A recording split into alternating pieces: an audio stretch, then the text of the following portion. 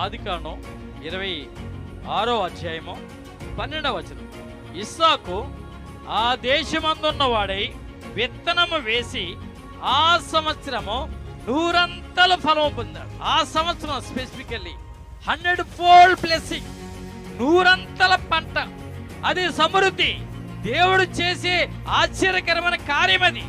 మనం ఎందుకు ఆ దీవెన పొందలేకపోతున్నాం? నిన్ను పరిపూర్ణముగా సంపూర్ణముగా నింపే దేవుడు ఓ గొప్ప ఆశ్చర్యాన్ని ప్రభు నీ జీవితంలో చేయబోతున్నాడు.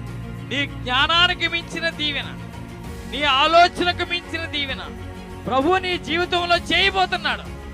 ఈ పరిపూర్ణత నీకు కావాలంటే నేడే యేసయ్య చెంతకు రా, పోరాడు, ప్రార్థనలో దేవుని ఆత్మను పొందుకో, దైవానుసారమైన జీవితాన్ని ప్రారంభించు.